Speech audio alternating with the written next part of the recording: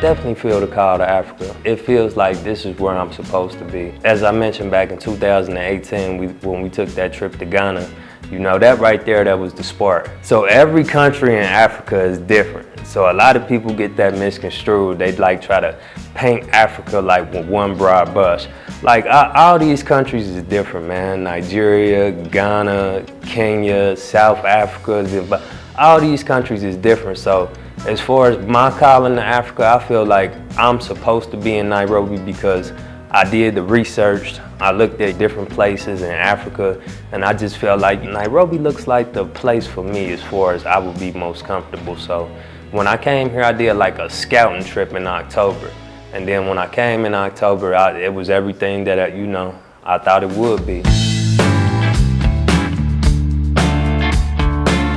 My name is Brandon D. Hines. I'm from Cincinnati, Ohio, and I recently moved to Nairobi, Kenya in January of 2025.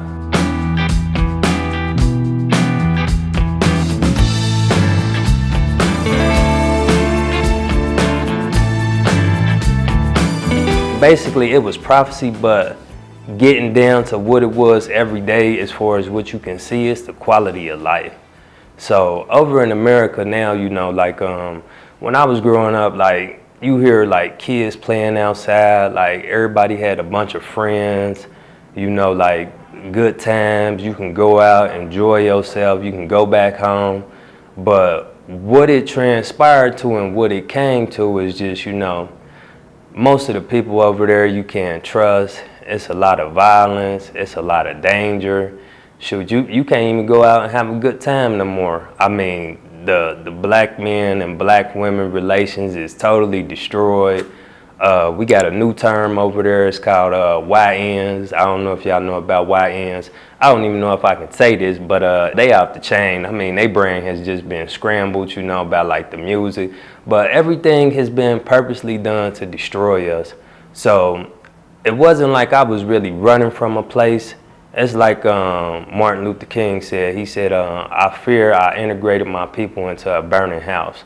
So America is just like a house that's on fire. So, it's basically, I was just trying to get out the house. So, coming over here to Africa, I'm coming to where I was taken from. And a lot of people, we had a discussion about FBAs, Foundational Black Americans, and like, it's just like we having a whole identity crisis right now. Like, they wouldn't call us African Americans if we didn't come from Africa. So, people can debate that all day, you know what I'm saying? That's up to them. But when you think about us as a people, like, we're the only people on this earth that do not have a place to call home. Like, they didn't take us to America to be citizens, to be equal. They took us to America as slaves, and then we just made something out of nothing, because as black people in America, we usually had to do that. Like, my grandma was like, shoot, it wasn't too much in the refrigerator and whatnot, but shoot, she can put a meal together. So us as a people, like, we can put some things together. So me coming over to Africa, it was just what it was supposed to be. You ever felt like you just was supposed to be in a place? So me being in Nairobi, Kenya, is like, it feels like I'm supposed to be here. Like, I'm over here on purpose. I'm looking at a lot of stuff that's going on. It's not like everything is perfect over here, because everything is still developing and building. But I'm in a place to where we can really build. We can really start from scratch. We can really build a blueprint. It kind of reminds me of like when America was first getting started, and like all the large companies and everything they was putting together. Like, from that time, like, a lot of these people, man, the generational wealth they experience is from what their ancestors did. So me being over here in Africa at this time with this opportunity, I want to set my family up for the same thing as far as generational wealth. Generations, they can come back to this moment and they can always remember me. Oh, welcome. Listen, my name is Brandon D. Hines. I relocated from America to Africa, Nairobi, Kenya, and I want to show you how I'm living. Come on in.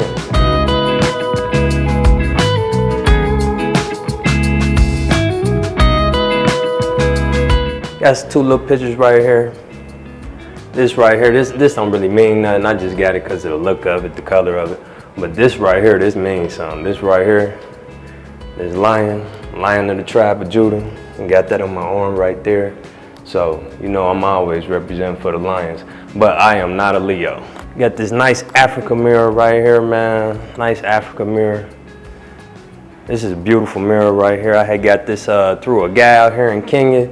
There's a story behind this mirror right here, but we'll get into that at a later date. It's got some nice carpet. We got like a gold theme going on here. You know, got the runner in the front. That's kind of gold. We got some gold right here in the living room.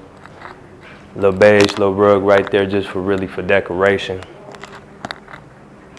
Got the TV hanging up on the wall right here. Little media center. Nice green couch right here. Here's where we at right here, Nairobi, Kenya. So we got that that was a custom design right there. I had my artist do that for me. Then we got the 2 bar stools over there. We ain't do a table. We just wanted to keep it, like I said, as minimal as possible. Got the curtains right here. Like I said, we got the gold theme going on. We got another mirror right there, green and gold.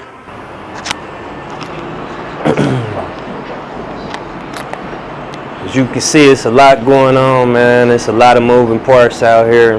Nairobi, you see they building everywhere. They building a mall right here. It's a mall across the street right there. This is Gong Road right here. Gong Road stay busy, stay traffic every single day. Beautiful view. Like to come out here. I like to sit down. Like to relax my mind. Really, when I'm sitting at this table right here eating, it feels like I'm eating at a restaurant somewhere, you know, just like on a high rise, but it's definitely a beautiful view. Take y'all in here and show y'all what's going on in here. Not too much, just the bedrooms and the bathroom. Also, I did move my mom here with me as well. That's a story in itself. We gonna get into that. But this is a bathroom right here. You know, mom, she love that pink. Pink her favorite color. And she do her stuff right, as you can see. She do her stuff right.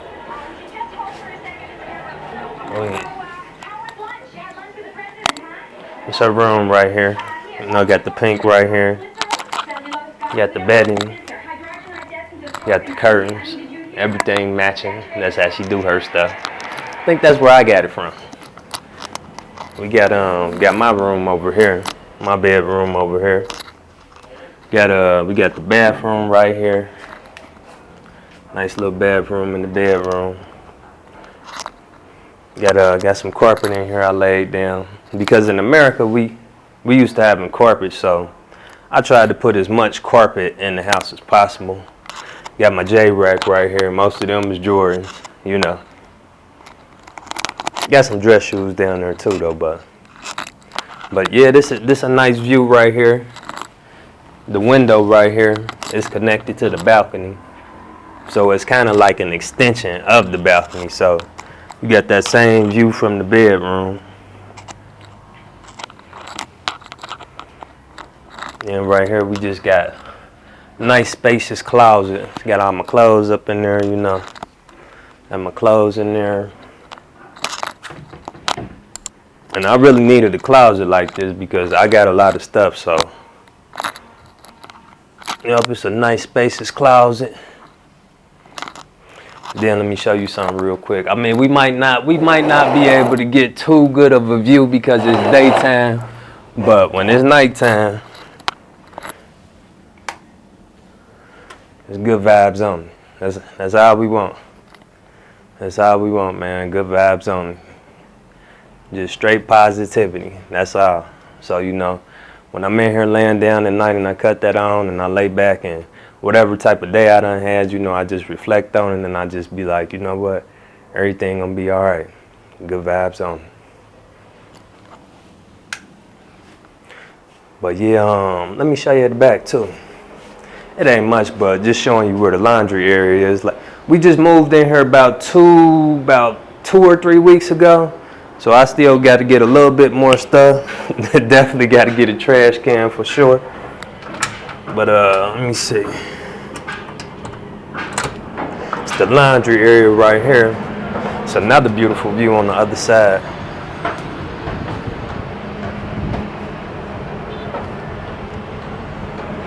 And as you can see all the action going on down there, you see people moving, people working. Like I said, out here, if you don't work, you don't eat. So me just having to look at this, I get to see this every day, and I just see people walking up and down, selling stuff, just hustling. Like Nairobi is definitely a hustle town. So if you ain't got your hustle in order, I don't think this is gonna be the place for you. My place here, I'm paying roughly about 120,000 Kenyan shillings, which is about $930, and this is on the 15th floor. So this is a like more of a high-rise apartment. Where I'm from in Cincinnati, Ohio, a place like this, you probably at least gonna pay 2,000 to 3,000 at the least. So you know, being over here, the prices are great. But at the same time, you got to understand, like, if you're not having that American income coming in, then it's definitely going to be rough. So you really got to budget as far as what you can, how can I put it, what you can cover as far as your expenses. Because a lot of people come over here and they think like 120,000 shillings, $930, that's nothing. But once you start living here and you have those monthly expenses every month, that stuff get to adding up, and then you know $930 get expensive. But yeah, a place like this in America is definitely gonna cost you, for sure. I would say to live comfortably in Nairobi, Kenya. Now, would that be before rent or after rent? Because once you factor your rent into that, let's say you can get a nice place over here. You can get a nice place, a 1-2 bedroom for about anywhere from 700 to 1,000, I would say, USD. So that's just the rent right there. And then as far as the electricity, I mean, it doesn't really cost much as far as your electricity. If you put like, I say like 1,000 shillings on there. If you a person living in an apartment by yourself, you're really not gonna use that much electricity. So 1,000 to 2,000 shillings a month should cover everything, and that's probably about $15 to $20. Now, the bulk of your expenses, like I said, if you out there and you like to be involved in entertainment and all that, that's really where the bulk of your expenses is gonna come from, as far as like eating. You know, if you like to go to clubs, if you like to drink, you know, those things add up. So I would say as far as to live comfortably as an expat, I would say you would need about $2,500 a month. If I go out a lot that month, I spend probably about $2,500 to $3,000. But if I'm just relatively chilling, you know, after rent, like I said, gas and electric, and just food and whatnot. I'm used to America. See how they got me? I'm thinking gas and electric. Just electric. I would say, yeah, I would spend about $2,500 a month. Hey Web Nation family, quick question for you.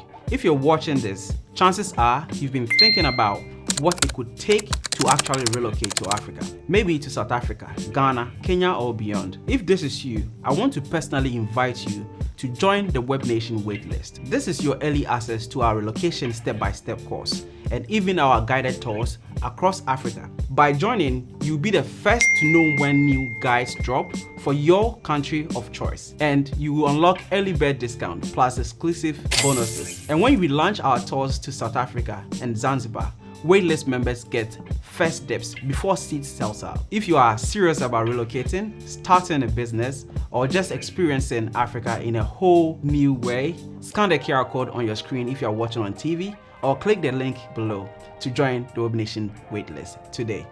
Now I can't wait to see you inside. Let's get back into the video. In the US, like I said, I had the customer service job. So the last job I had before I came over here, I was making roughly about $20 an hour. So over here I invested in the tourism business. So I bought 2 cars. I got them for both together. They was 33,000 USD. So right now, sometimes I rent the cars out for like 5K a day. So I'm probably making around 100,000 Kenyan shillings a month right now. But that's going to be adjusted as well, because I have some different contracts coming up with some different people. But right now it's about 100,000 Kenyan shillings. So that's about let me see. That's about like 800 and something US dollars. But I still got, you know, some money from my savings, so I'm really not hurting from that. Plus, you know, once I moved my mom in here, we split the rent right down the middle. So I'm basically paying like 400 and something dollars a month as far as with rent. So what I'm doing with the tourism business, that covers the rent, plus, you know, some extra money as well. So, you know, yeah, that's about it.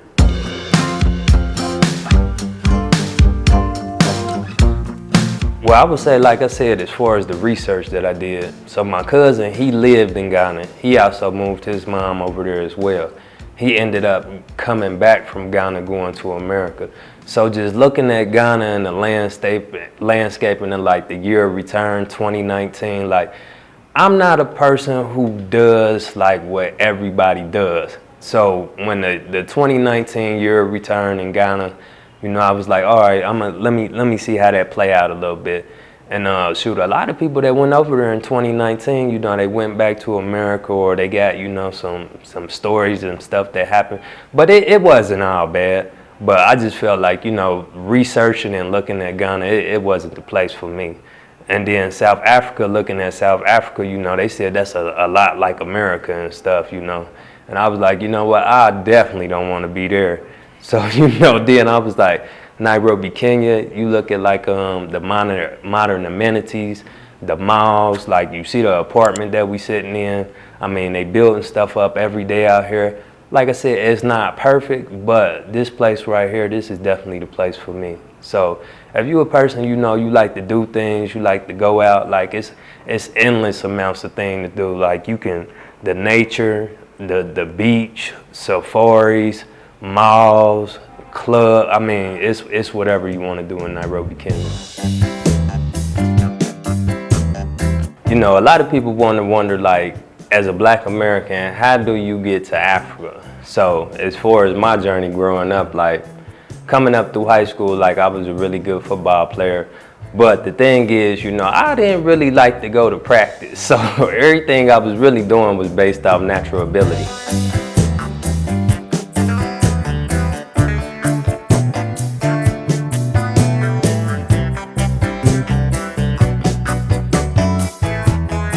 So my brother, he was working at this place called Convergence, and it was like it was one of those jobs on the phone. Like I'm not even the person that even likes to talk on the phone. So I went to this job, and my whole thing was I was like, I'm gonna go through the training class, I'm gonna get paid for the training, but when it's time to get on the phone, I'm gonna quit because I just didn't even want to be on the phone. So I went through the training and whatnot, and I was actually doing good. So when it came time to get on the phone, you know, I was one of the first people they selected to get on the phone. I'm like, oh man, my heart was beating through my chest. So I'm like, oh shoot. So they take me outside, you know, we do a little practice call, phone start ringing, heart beating real fast. I pick up the phone, thank you for calling such and such. Went through the whole spiel, got the call done, and then the supervisor at the time who was sitting there with me listening to the call, he was like, Brandon, man, you actually did a really excellent job. Like, I was like, for real? You know, I didn't know I was that good as far as like being able to talk to people. And that's all it was just being able to talk to people. So I did that job, and I was actually like in a customer service role for like 5 years after that, 5-6 years. So I got into that line of work, and it's just like acting in Hollywood and movies. Like when you get typecasted, like I was just in a typecast, so I was in a customer service role. But what I didn't know, what it was developing me as far as a human being, my communication skills, my problem solving skills, my soft skills, my listening skills. So the job was really developing me as a person, and I didn't even know it. So, you know, I went through that phase as far as customer service jobs, and I got to this last job that I worked at before I came over here to Africa. And that's actually the reason why I'm sitting here today, because I had a situation that transpired with this company. I can't even mention the company's name, but I ended up filing a lawsuit against this company, and I ended up winning the lawsuit. And then once I got the lawsuit and whatnot, I came over here to Africa and I started a new life.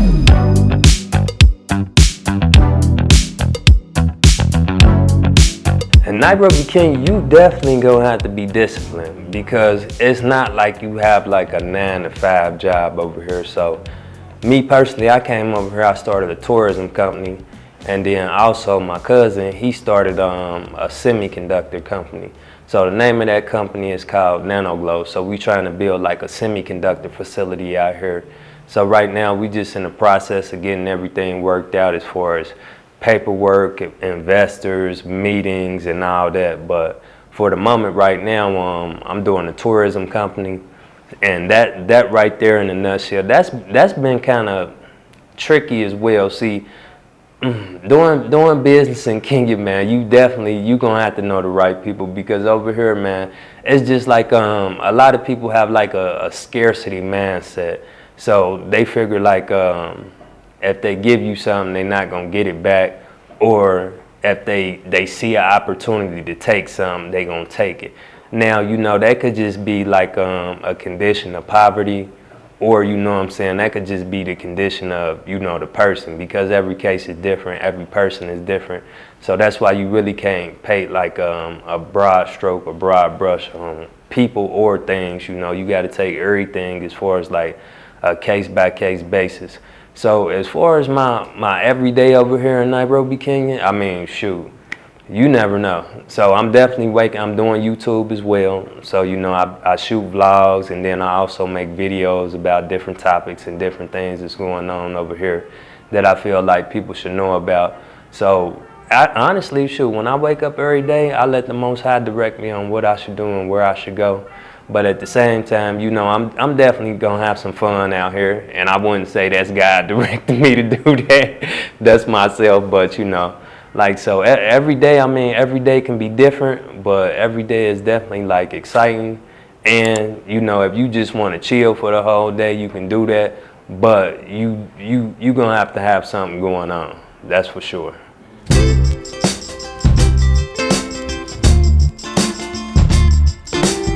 So when you first come here, right, from America, your stomach, as far as what you can eat, it's not really gonna be acting right, because we have like all the GMOs in our food and whatnot, and it's unnatural. But when you get over here, like the first time, like chicken, like when you taste chicken over here opposed to chicken in America, you're like, man, was I eating chicken my whole life, or what was I eating? Like, it's just crazy, you know, how different the food tastes, as far as the food being natural opposed to, you know, all the GMOs in America. So I would say the food was pleasantly surprising.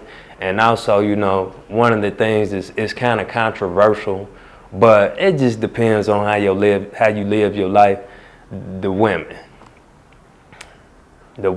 a lot of people come for the women alone. So Nairobi, Kenya, man, like it's so many countries that surround Kenya, but Nairobi is a hot spot. So you got all these girls coming from, not just girls, just all these people coming from these different places, and you just got a whole bunch of people here. So it's just a whole, like, just a large variety of people. So, you know, like some of the most beautiful, pleasant girls I have seen on planet Earth have been right here in Nairobi, Kenya. So most definitely. Kenya is very affordable for an African-American US dollar, but the only caveat is that you're gonna have to keep getting them US dollars while you over here. So if you're not getting US money, it's different. But if you have like a remote job, then it's very affordable. At least, you know, at least if you're making like $20 an hour, because shoot, you thinking about that, like $20 an hour. I don't know if the remote jobs, if you would still work 8 hours a week, but shoot, you would be more than comfortable over here in Nairobi, Kenya, making that kind of money. Shoot, $15 an hour. So, you know, like I said, the place is very affordable, but it just all depends on what your lifestyle is and what you do. I would say the hardest adjustment would just be staying on like a routine. So, like I said over here, when you walk out the door, anything is liable to happen, because, I mean, shoot, it's all kind of stuff going on outside. So you got to be like very disciplined. Like you really have to be locked in on your purpose. So that you don't wreck and crash, because it's easy to lose everything over here. So we think like as far as Africa is cheap now. It's not really cheap, it's more affordable, but as soon as you walk out there, you jump in the Uber, you spending some money. You going to get something to eat, you spending some money. You might go do some little entertainment, you spending some money.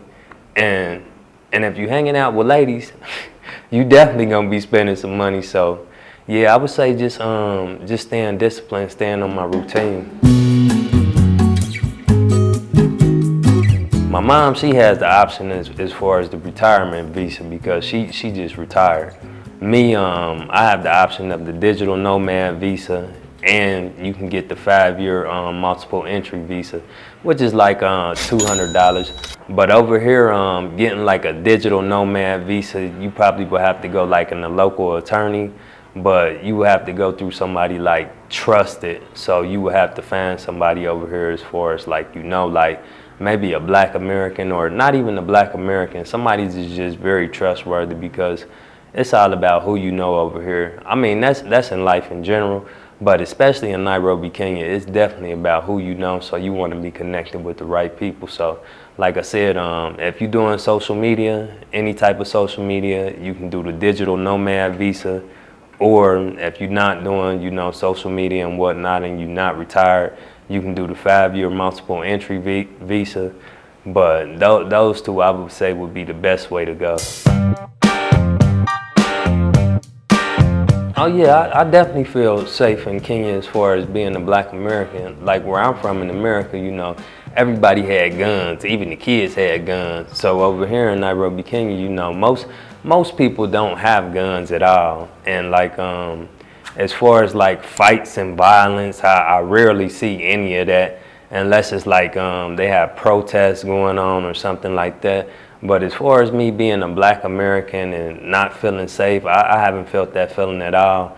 As far as, you can, in the neighborhood I'm in right now, you can go outside at nighttime and walk down the street, and you ain't got to worry about nobody bothering you. You ain't got to look back over your shoulder. Of course, you got to be aware, everywhere you are.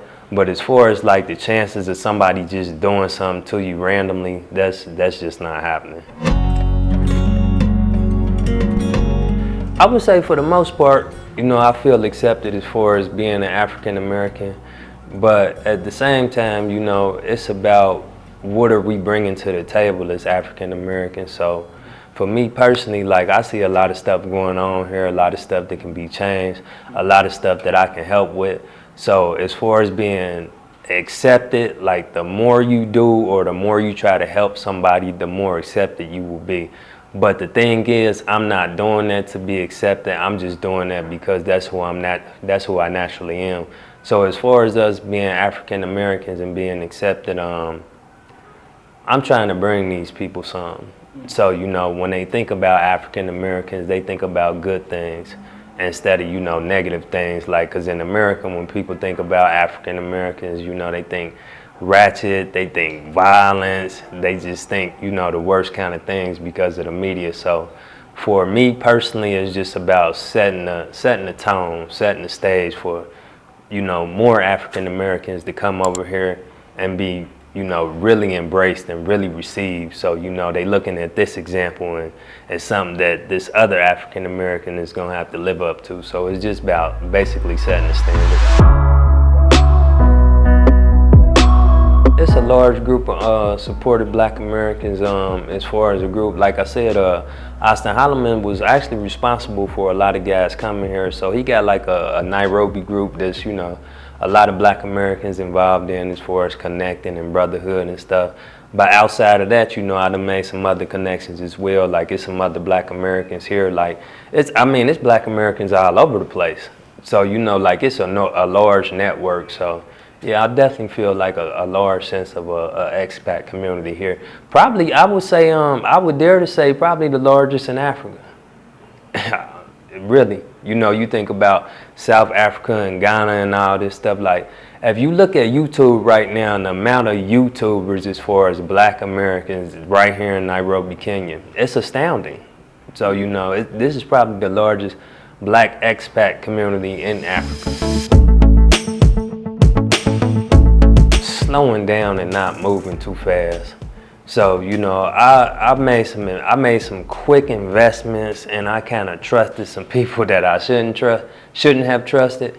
So that's one of the things I probably wish I would have knew before I got here, as far as the right people, as far as to do what I needed to do. So yeah, I would say, you know, that would be one of the biggest things. Brandon, slow down. Don't rush, don't move too fast, take your time, and stop trusting people so much. Because me, I believe in the good of people, I see the best in people, but at the same time, like I said, sometimes when people see an opportunity, they just look to take advantage. So I would just tell myself, you know, before I came here, if I could speak to myself, like, Brandon, just take your time with everything, make sure everything is right, vet everybody, and make sure everything is legit. In the next 5 years, I see myself on my purpose as far as doing what I'm supposed to do. Like 5 years ago, I could have never guessed I'd be sitting in this seat right now. So, you know, it's gonna be the Most High that directs my footsteps. Like I said, I'm on my purpose. So in 5 years, I'm gonna be exactly where I'm supposed to be. I'm gonna be thriving, I'm gonna be successful, and I'm gonna just be over here doing what I'm supposed to do. The advice I would give them is just to have a solid plan. You know, have a solid plan coming over here, starting a business, having a way to generate income. Because you can come here with just your savings, but though, like I said, depending on what you do as far as your lifestyle, that can be depleted very quickly. So financially, you want to have a solid plan before you come over here. And also, you know, you want to be disciplined in your walk. So me personally, as being a man, like I said, it's a lot of beautiful women over here. So you can definitely get caught up out of here. You can lose your way. You can lose your purpose. So discipline and having a solid financial plan, having a routine, I would say that is the most very important things as far as coming over here.